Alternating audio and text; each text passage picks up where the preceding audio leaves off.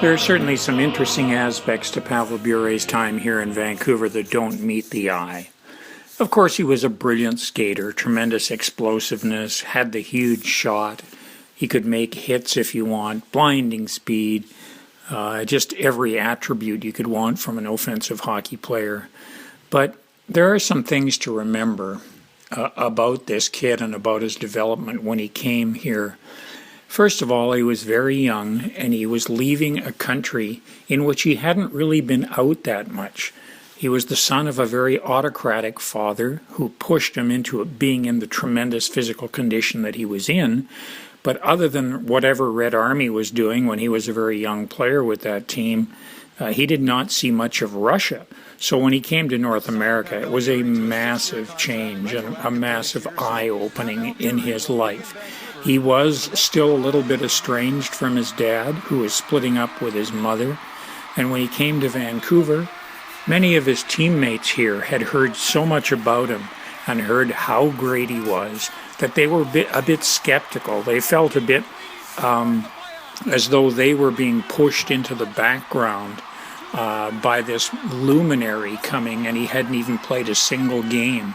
When he made the prediction that he'd score 50 goals in the NHL without ever having played a game, a lot of his teammates found that a little bit brash and somewhat off-putting, and that's why you get that situation you do in his very first game in Vancouver, when he is just kind of handed the puck on that power play and everyone else stands to the side, and he rushes up the line, up the ice, goes through the Winnipeg Jets and almost scores on his very first kind of offensive shift. And it was obviously an electric moment in Vancouver sports history, but the kid did go through an awfully rough time, and I think that loneliness and a little bit of alienation from both the community and many of the aspects of the organization are what he most keenly remembers about Vancouver, and one of the reasons why he has been somewhat reluctant to enter into this whole idea of any kind of celebration on his behalf.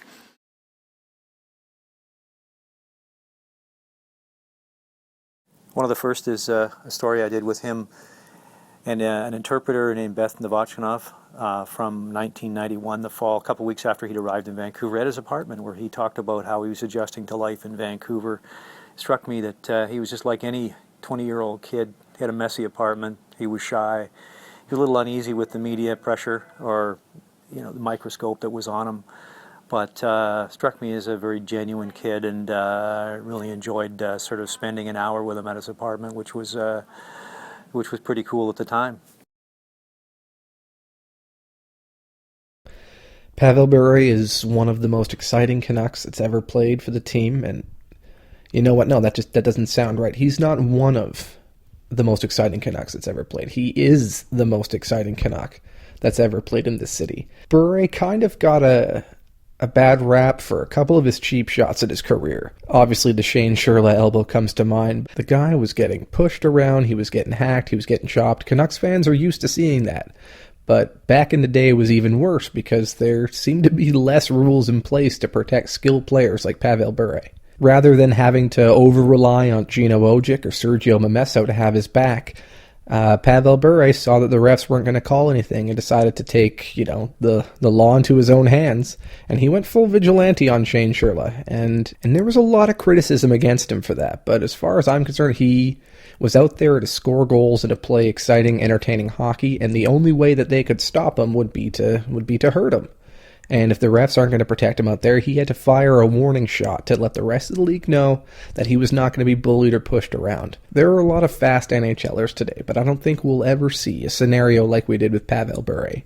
He was way ahead of the curve. He was playing an entirely different game than the NHL was at that point, and it really made people stand up and take notice. We are watching exciting hockey now, partly because players like Pavel Bure helped shape the league into what it is today, more about skill and less about thuggery.